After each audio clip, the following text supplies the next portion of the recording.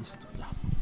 Ahora sí, muy buenos días a las personas que nos ven en línea y sobre todo a la iglesia que está conectada. Muchas gracias a ustedes que semana tras semana nos escuchan en estos medios virtuales. Y hoy vamos a continuar la serie. ¿Cómo se llama la serie? Somos. La primera parte vimos la iglesia que el Padre ve. ¿Y qué ve el Padre? Discípulos, gente que se transforma. Qué alegría un día como hoy que la casa está llena. Qué alegría ver personas que nos ven desde otros lugares por la internet. Pero más allá de eso, el plan del Señor es una iglesia ¿de qué? Discípulos. Si usted no lo escuchó, puede entrar al canal de YouTube y verla. Y hace 8 días, la segunda parte, somos la iglesia que ve Jesús. ¿Y Jesús qué ve? Una comunidad ¿de qué? De perdón. Si usted no lo ha escuchado, es un mensaje tremendo que el Señor nos regaló hace 8 días. De verdad, se lo garantizamos. Top performance. Entonces, vaya ahí al canal después de escuchar esta y escuche Somos parte 2. Y hoy vamos a abrir nuestras Biblias en Juan 14, capítulo 15. Juan 14, versículo 15 dice: si me aman, obedecerán mis mandamientos. Le pediré al Padre y les dará otro consejero para que esté siempre con ustedes. El consejero es el Espíritu de... Muy bien. El mundo no lo puede recibir porque no lo ve ni lo conoce. Ustedes lo conocen porque vive con ustedes y estará en ustedes. No los dejaré huérfanos, volveré a ustedes. Dentro de poco el mundo no me verá más, pero ustedes me verán. Ustedes vivirán porque yo vivo, dice Jesús. Ese día ustedes sabrán que yo estoy en el Padre y que ustedes están en mí y yo en ustedes. El que realmente me ama, ¿qué hace? Conoce mis mandamientos y los obedece. Mi Padre amará al que me ame y yo también lo amaré y me mostraré a él. Judas, no Judas Iscariote, le dijo: Señor, ¿por qué te vas a mostrar a nosotros y no al mundo? Jesús contestó: el que me ama obedecerá mis mandamientos. Mi Padre lo amará, vendré a él y viviremos con él. El que no me ama, muy fácil, no obedecerá mis enseñanzas. Las enseñanzas que ustedes han escuchado no son mías, son del Padre que me envió. Les digo esto mientras estoy con ustedes. Pero el consejero, el Espíritu Santo, que el Padre enviará en mi nombre, ¿qué va a hacer el Señor?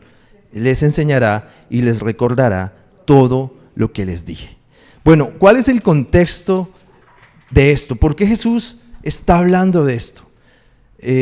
Porque es la última cena. El Evangelio de Juan se concentra muchísimo en la última semana y sobre todo en esta última cena. Y en esta última cena, estas son las palabras que Jesús decide decir a sus discípulos antes de pasar por el Calvario.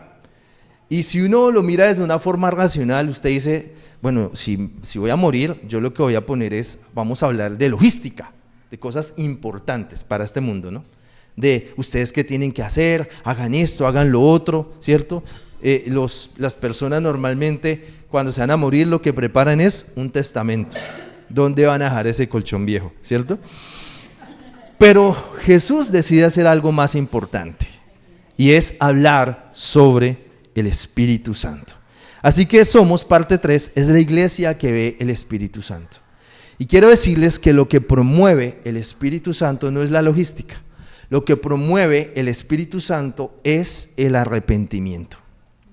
Y esta semana pasó algo muy interesante porque aunque yo ya tenía gran parte del mensaje construido, el lunes fui a una de las iglesias de la ciudad a acompañarlos en el ayuno. El amigo, el pastor Juan Pablo, estaba con él y cuando él predicó, habló acerca de que la iglesia debe arrepentirse, porque a veces cuando ayunamos por la ciudad y el país, este país tan malvado tal, pero no miramos que nosotros como iglesia, los creyentes, somos los primeros llamados a arrepentirnos. Y luego, curiosamente, el viernes que estábamos en el cumpleaños de mi hija, Paula nos estaba ayudando con algo en la cocina y Paula siempre tiene algo que contar, ¿sí? Y es relevante. Y lo dijo, y adivinen de qué habló. Arrepiéntase. Imaginen, adivinación es pecado, listo. Imaginen de qué me habló. De arrepentimiento. ¿sí? Y ella no tenía ni idea de qué estábamos preparando. Muy bien. Y yo creo, el Señor me ha puesto estos tres, llamémoslos como son, pecados, por los cuales como iglesia en general debemos arrepentirnos. Qué bendición tener estos canales para que otras personas que no pueden estar aquí en Buga en esta mañana puedan también escuchar. ¿Y de qué debemos arrepentirnos? Y el primero está en el versículo 15 al 17. Si me aman, obedecerán mis mandamientos.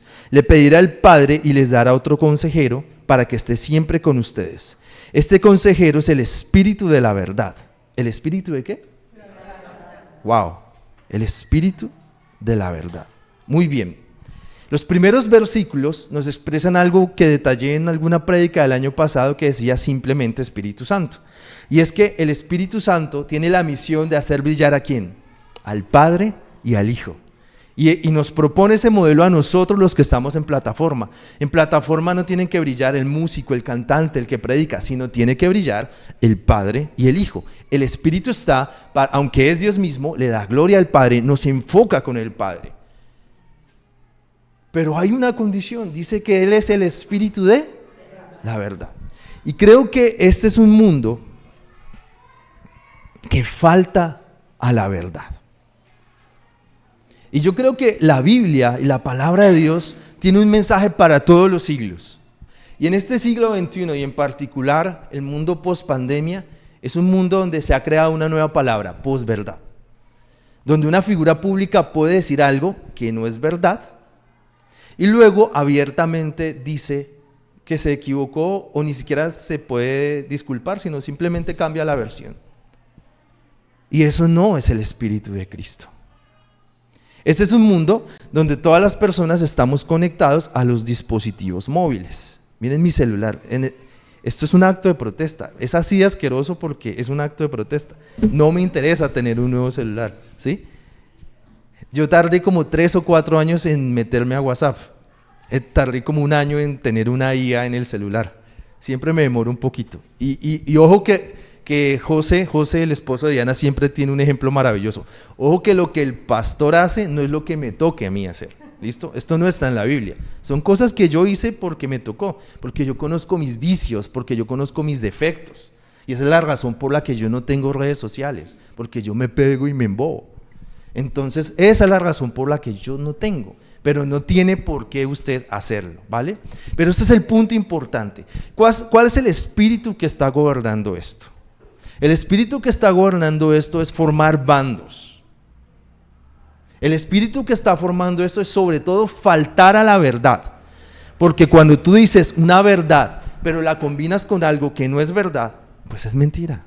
La verdad es totalmente verdad. ¿Y a qué nos ha llamado el Padre como hijos de Dios? A decir la verdad. Y la iglesia en general no puede tomar mensajes de la verdad y combinarlos con información falsa. Hace poco, quiero dar un ejemplo, un medio de la Nación publicó un informe del Ministerio de Defensa que decía un montón de cosas detalladas. El Ministerio de la Defensa tuvo que decir, jamás hemos hecho ese informe. Y si un medio reconocido que tiene personal dedicado para que esas cosas no pasen, le pasa, ¿cómo no nos va a pasar a nosotros? ¿Cuántas veces no hemos compartido noticias como, no sé, el chocorramo se va a acabar rápido, vaya compre chocorramos? Yo sé que parece absurdo porque son cosas del día a día. ¿Qué tiene que ver el evangelio con el día a día? Todo. Porque el evangelio no es el ABC del creyente. ¿El evangelio qué es? De la A a la Z del creyente, todos los días. ¿Y es un evangelio de qué? De la verdad. Entonces, ¿cuánto tiempo pasas en cosas que no sabes si son verdad? ¿Cuántas ideas estás construyendo sobre cosas que no son verdad? Mi trabajo como profesor universitario es ser riguroso en la formación de conocimiento. Entonces, esa es la razón por la que yo uso libros, artículos científicos, no una IA, no un video de YouTube para explicarle a mis estudiantes. La IA y el YouTube son apoyo, pero no son la base. E inclusive, como profesor universitario, lo que está escrito en los libros lo leemos críticamente. Yo me reía de mis profesores cuando mis profesores rayaban un libro y decían, esto no es correcto. José Daniel, esto no es correcto. A mí me decían tigre. Adivinen cómo le digo a mis estudiantes, varones, tigre. Entonces me decía, tigre, esto no es verdad, y rayaba el libro. Yo decía, ¿cómo es posible que un profe raye un libro? Ahora no me pregunten cuántas veces yo he rayado el libro. ¿Listo? Entonces, ese es el ambiente universitario, y lo tomo como ejemplo para el ambiente cristiano. Tus ideas, lo que tú dices, lo que tú promueves, no puede ser influenciado por un algoritmo. Tiene que ser influenciado por lo que la palabra diga. Y sobre todo porque estamos, digámoslo así, en un estilo de vida que favorece el talento, no el carácter. Entonces, claro, tú lo que ves es un tipo que canta muy bien, tú lo que ves es una persona que es un gran comunicador, pero no ves cuál es su carácter y cuál es su vida. Ese es el poder de la iglesia local, que nosotros nos estamos conociendo, que nosotros sabemos nuestras virtudes, que ustedes saben que si yo estoy en mi bicicleta y usted me intenta cerrar, va a tener un problema conmigo, ¿cierto? Entonces conocemos nuestras ventajas, pero también conocemos nuestras desventajas. Así que qué bendición. Mi mamá y yo tenemos una costumbre y es que nos enviamos predicaciones. Y somos súper sinceros en decir, me gustó, no me gustó, me gustó esta parte, no me gustó que gritara, ¿cierto? Pero muchas de las cosas que nos enviamos nos edifican. Y qué bendición, pero a ciencia cierta no conocemos si esos hombres cómo son en sus casas, no tenemos ni idea, no los idealizamos. Entonces, ¿cuál es el primer pecado por el cual como iglesia debemos arrepentirnos? Faltar a la verdad, promocionar odios, promocionar cosas.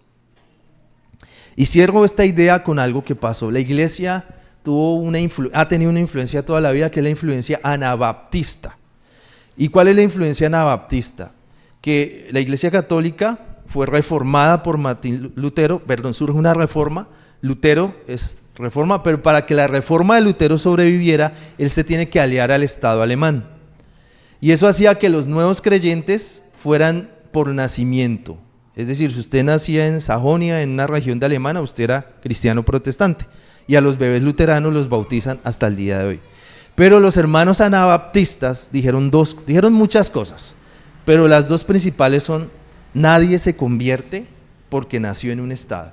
Las personas tienen que convertirse por la fe en Jesús. Y esa influencia anabaptista está hasta el día de hoy. Nosotros no bautizamos niños, nosotros bautizamos personas maduras que dicen, yo quiero ser bautizado. A propósito, hago publicidad en Direcciones, la sección 7 u 8 habla del bautismo, por si quieren conocerlo.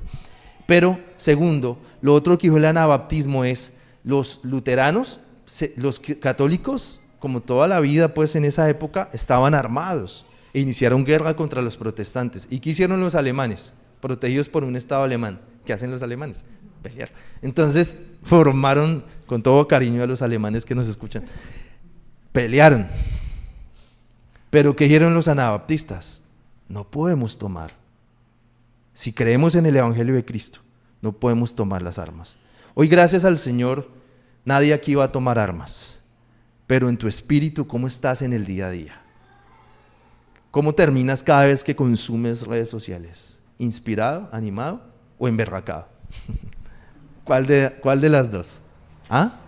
Listo, cerramos esa idea. Vamos al segundo pecado y lo encontramos en el versículo 18. No los dejaré huérfanos. Esto no lo hago, pero es culpa del predicador que mi mamá me envía. Dígale al que está a su lado, no estás huérfano. Yo sé que nunca hago eso, pero háganlo en serio. Dígale al que está a su lado, dígale, no estás huérfano. Listo. Eso que no les hago lo que hace ese predicador. Dígalo más duro, si no, no les cuento. Bien. Liga. Bueno. Eso.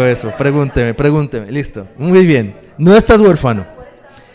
Volveré a ustedes. El Señor vuelve. Y eso es una gran noticia. Dentro de poco. Imagínense en el contexto. Jesús está a punto de ir a la cruz. Dentro de poco. El mundo. ¿Qué pasa con el mundo? No me verá más, pero ustedes me verán. Ustedes vivirán porque yo vivo. Ese día ustedes sabrán que yo estoy en el Padre, ustedes están en mí y yo en ustedes. ¿Cómo es posible esa unidad? Por el Espíritu Santo que vive en nosotros. El que realmente me ama, conoce mis mandamientos y los obedece. Mi Padre amará al que me ame, y yo también lo amaré y me mostraré a él. Judas, no el Iscariote, le dijo: Señor, ¿cómo te vas a mostrar a nosotros y no al mundo? El Señor contesta: el que me ama obedecerá mis enseñanzas, mi Padre lo amará, vendré a él y viviremos con él. El que no me ama no obedecerá mis enseñanzas. Las enseñanzas que ustedes han escuchado no son mías, son del Padre que me envió. Y les estoy diciendo esto ahora, mientras estoy con ustedes. Pero el consejero, el Espíritu Santo, que el Padre enviará en mi nombre, les enseñará y recordará todo lo que les dije. ¿Cómo es posible que el mundo entero no vea a Jesús? ¿Cómo es posible que usted y yo estemos felices en esta mañana aquí y el grueso del mundo no? Porque tenemos al Espíritu Santo. Porque usted va a echar memoria que de pronto usted hace 10 años jamás estaría acá. O hace 20, yo no sé hace cuánto conoce al Señor. Y usted está acá es por la obra del Espíritu Santo. Y yo creo que el segundo pecado es que tenemos un sentido equivocado, un sentido de importancia equivocado. Eso está mal en castellano, pero suena bonito. Un sentido de importancia equivocado. ¿Cómo así? Pues le quiero dar 2 ejemplos. El primero son frases como: Dios le da sus batallas a sus mejores guerreros. Perdón, voy a vomitar. Esa frase es asquerosa, porque contradice absolutamente a la Biblia. Dios no pelea, Dios pelea las batallas por nosotros. Dios no es un científico que está experimentando. No. Siempre cojo a Gustavo de ejemplo, me perdona. Gustavo tiene mucha plata, vamos a hacer que cuando vaya a pagar el recibo se le caigan esos 2 billetes de 100,000. Ay, Dios me puso esta prueba. No, mijo, es que usted no mete la plata en los bolsillos, ya. Dios no es Dios me envió esta prueba. Yo creo que la Biblia dice que Dios no tienta a nadie. Esta tentación sexual me la puso. Dios no tienta a nadie. Lo que el Señor me dice es que Él pelea las batallas por mí. ¿Y saben qué es más potente aún? La imagen de David y Goliat. Una prédica mal enfocada dice que nosotros somos David. Y eso no es verdad. Nosotros somos el ejército que está asustado y que tiene miedo. Quien es David y quien enfrenta a Goliat es Jesús. Así que no nos demos un sentido equivocado de importancia. Tú y yo no somos el centro del universo. Tú y yo vivimos para Él. ¿Y saben por qué? Porque lo acabamos de leer. El que me ama, obedezca mis mandamientos. Y yo no tengo que decirle aquí a nadie qué tiene que hacer o no hacer. Yo creo que usted en su vida tiene al Espíritu Santo y el Espíritu Santo le ha dicho que tiene que hacer. Algunas de esas cosas son dolorosas porque es cortar con parte de cosas de mi vida que llevan muchos años o una amistad o yo no sé qué, pero el Señor te ha llamado ¿a qué? A obedecerle. Si tú amas al Señor, ese sí es tu sentido de importancia. Amas a Dios, obedécele. No más, no más. Amas a Dios, obedécele. Muchas veces no nos gusta, pero hay que hacerlo. Muchas veces Dios te ha querido evitar conflictos y el Espíritu Santo te dice: guarda silencio, no es el momento. No amaste a Dios, no lo obedeciste y estás en un conflicto. ¿Es culpa de Dios? No es culpa de Dios, es tu responsabilidad. Entonces, el sentido de importancia lo encontramos en que la obra del Espíritu Santo es nuestra transformación, nuestra convicción, nuestro arrepentimiento. Y donde realmente tenemos importancia no es en la obra, no es en que yo enfrento batallas, no, Él las enfrenta por mí. Yo me uno a lo que Dios está haciendo. Nosotros cuando estamos en alguna reunión con personas de la iglesia y invitamos siempre, la puerta está abierta para que tomemos café, para que charlemos. No hay un número de veces, no, agotaste tus tiquetes, solamente son 2 cafés por año. No, lo podemos hacer. Lo que decimos es, bueno, aquí vinimos a traerles la verdad revelada. Hemos estado orando y esta familia lo que necesitas jamás. Tenemos una frase en latín, se llama Missio Dei, la misión de Dios. Un misionero no viene a imponer, un misionero se acerca a entender qué es lo que Dios está haciendo y unirnos a eso que Dios está haciendo. Y ese es el sentido de importancia de la iglesia. No que la iglesia vino a gobernar, Padre, el reino solo es de Dios. No, el misionero vino a acompañar y a unirse a lo que Dios ya está haciendo. Eso es lo que hacemos como iglesia. Y ese último pecado lo vamos a encontrar en el versículo 27. Dice, les dejo la paz, mi propia paz. Eso me dijo el Señor el 17 de febrero del 2019. Les dejo la paz, me dejó a mi hija. Listo.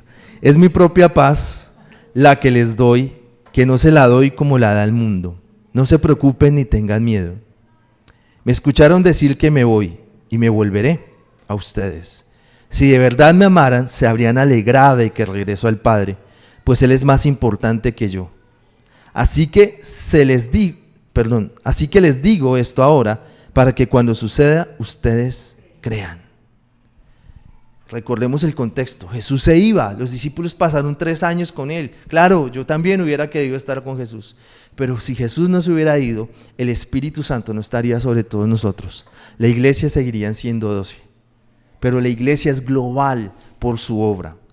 Pero algo que está pasando es que las iglesias nos estamos enfocando en algo aspiracional. Estamos esperando una palabra que de pronto sea malinterpretada o se idealiza, un avivamiento. Estamos esperando como que venga algo y solucione todos los problemas. Probablemente muchas iglesias en los próximos años aspiren a subir a un mesías político, es lo más probable. Sin importar si el país es de izquierda o de derecha, las iglesias del mundo están tendiendo a hacer eso, a invocar mesías políticos y subirlos, y no poner su esperanza en Jesús. La herencia anabautista, recuérdenla, es que la iglesia nunca se une al Estado. Nosotros no podemos hacer parte nunca de un Estado, nunca. Si usted no me cree, no, sí, eso fue por lo que pedí perdón, no voy a dar cosas específicas. Si usted no me cree, bueno, ha pasado, no es hoy que ha pasado, toda la vida ha pasado. Cada vez que la iglesia se unía al Estado, termina en violencia, termina en opresión, termina en vergüenza para la iglesia. Así que nuestro llamado es no a lo aspiracional, sino nuestro llamado a ser esa iglesia emergente. ¿Cómo así? ¿Cómo así la iglesia emergente? Es que Cristo ya hizo algo. Tú no tienes que aspirar a un avivamiento que te trae a alguien y que des una ofrenda y Dios te lo va a dar. No, no, no. Jesús ya lo hizo. Jesús ya lo hizo.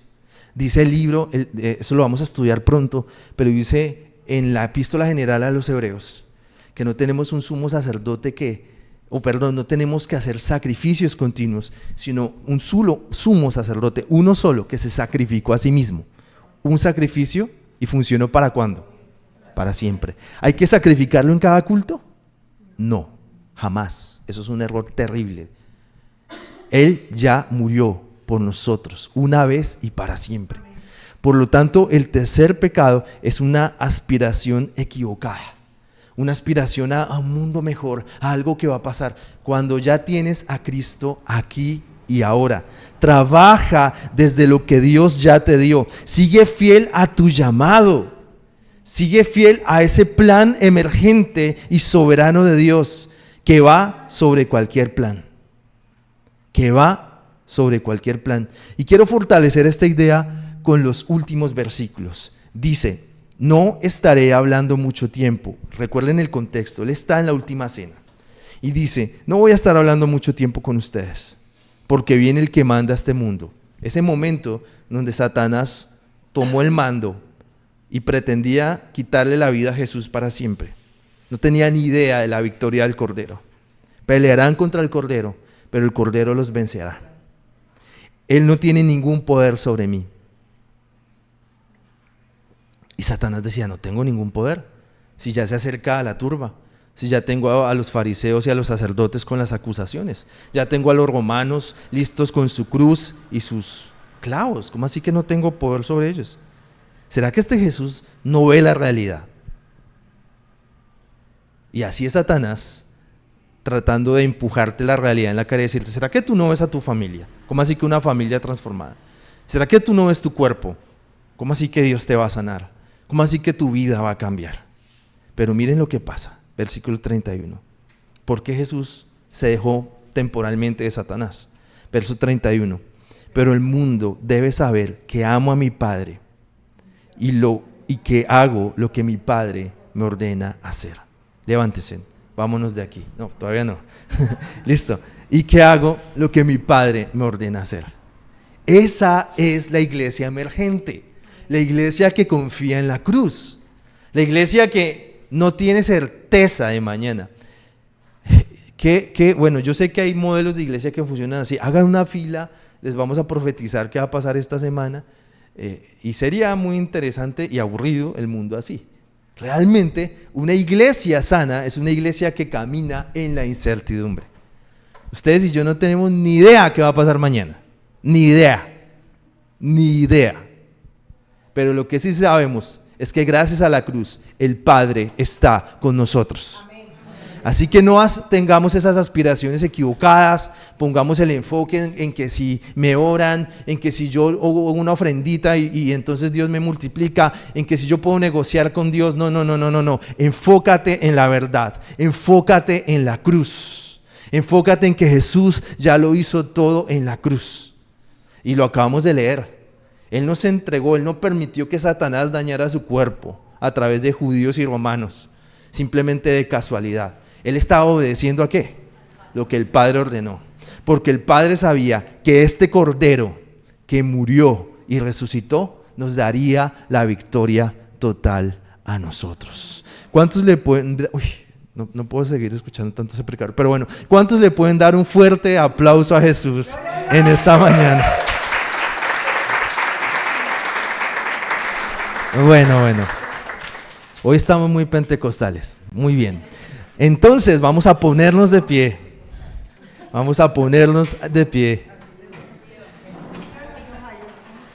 Y listo. Aquí estamos combinaditos, ¿cierto? Aquí hay de todo un poquito. Aquí tenemos bautistas, presbiterianos. Nos encantan los presbiterianos. Tenemos reformados. Y tenemos estos tierras raras que se llaman los del medio radical, que hemos decidido tomar lo mejor del pentecostalismo y lo reformado. Gracias, Bella. Las tres cosas, que los tres pecados. El primero, ¿cuál es? Recordémoslo. Faltar a la verdad. En todo. Si hay algo que tú no puedes mostrar, que la gente no puede conocer de ti, estás faltando a la verdad. Segundo, un sentido de importancia equivocado. Tú no eres el centro de la historia, lo es Cristo. Dios no te pone a pelear sus batallas, Él pelea las batallas por ti, no estás solo. Y el tercero, ¿cuál era? Esas aspiraciones equivocadas. Ese día que llegue, soñamos con tal cosa. Claro que tienes que tener sueños y aspiraciones, pero nacen desde la cruz, nacen desde lo que Jesús hizo por ti y por mí. Vamos a orar. Padre, te damos muchas gracias porque en esta mañana celebramos vida. En esta mañana te decimos, Papá Dios, hoy venimos y entendemos que el Espíritu Santo es quien permite y provoca el arrepentimiento en nosotros. Y hoy te decimos, Señor, nos acercamos a ti. Y te pedimos perdón porque sin lugar a dudas hemos faltado a la verdad. Y podemos pensar que este pecado es como el chisme, es algo muy pequeño, a nadie le hace daño, simplemente son mis redes o simplemente es lo que yo le digo a mis amigos. Pero le pedimos perdón al Padre por faltar a la verdad, porque el Espíritu que Él envió es el Espíritu de la verdad. Y porque amo al Espíritu Santo, no solamente canto con mucha pasión, esa es la cuota inicial, sino que también vivo una vida que le honre a Él. Y yo lo honro a Él porque Él es el Espíritu de la verdad. Entonces quiero honrar a mi Señor diciendo siempre la verdad, que mis redes sociales, que lo que yo soy, que lo que yo hago, honre a Cristo. Papá Dios, hoy pedimos esto, digámosle al Padre esto, ayúdanos a honrar la verdad, ayúdanos a exaltar el nombre de Cristo con todo lo que somos en todas las áreas de nuestras vidas. Todos tenemos áreas que están pesadas, que hay pecado en él y que las personas no lo conocen. Pero este es el momento en que le podemos decir al Señor, Señor, hoy confesamos que hemos pecado, que hemos fallado y te pedimos perdón por esos pecados. Y recibimos de la gracia y recibimos de la misericordia de Dios para que nuestra vida sea transformada. Puede que estés luchando por un pecado por años, pero aquí está el Padre el Padre que te trae perdón, el Padre que te trae vida. Cuando de pronto más sucios estamos, es cuando su mano toma más fuerza. Cuando Pedro se hundió, no se hundió solo, el Señor extendió su mano y lo sacó. Dice, ¿por qué no creíste? Y no creas que tu pecado es más grande que el Señor. En Él hayas perdón y puedes empezar desde cero. Y sobre todas las cosas, puedes no volver a ese lugar de pecado. En segundo lugar, le pedimos perdón al Señor porque hemos tenido un sentido de importancia equivocado. Un sentido equivocado de importancia. Señor, perdónanos por pretender ser el centro de la historia. Esto solo me pasa a mí, porque me pasa a mí. Ay, Señor, tú envías esta prueba a mi vida. Oh, Señor, me estás transformando. No. No estás solo, el Señor está contigo. Claro que el Señor forma tu carácter, pero lo forma en amor. Él no se está burlando, Él no tiene crueldad, Él no está manipulándote. Él te está amando. Y si te das cuenta, en medio de un desafío, que algo está mal, es porque Él te ama. Y quiere verte transformados porque Él nos ama, pero jamás es crueldad. Así que abraza a tu Padre y dile gracias porque estás formando mi vida. Gracias porque el centro del universo es Cristo, no yo. Porque si puedo cambiar, si esta prueba me va a hacer consciente de algo y yo puedo cambiar, es porque tú estás obrando en mí. Señor, y por último te pedimos perdón por este pecado aspiracional, por este pecado de que queremos esto, queremos lo otro, soñamos con el gran avivamiento. No, ya Cristo lo hizo todo en la cruz y simplemente avanzamos en fe. Tú sí puedes tener sueños, tú sí puedes tener planes, tú sí puedes tener proyectos, pero desde la cruz, no al contrario. No le presentes tu plan y tu proyecto a Dios a ver si te lo aprueba. No. Encuentra tu plan y encuentra tu proyecto desde la cruz. Porque si me amas, obedecerás mis mandamientos. Tú y yo estamos llamados no a vivir como se nos antoje. Si tú y yo nos identificamos como creyentes, vamos a decirle al Señor, hoy nos acercamos a ti. Queremos tu palabra. Y queremos escuchar dónde nos has llamado a obedecer. Hoy te presento mis planes, hoy te presento mis proyectos y quiero que mis planes y proyectos los pueda yo vivir de acuerdo a tu voluntad y de acuerdo a tu propósito. Creemos esto en el nombre de Jesús de Nazaret. Amén y amén. Amén. Gracias, muchas gracias.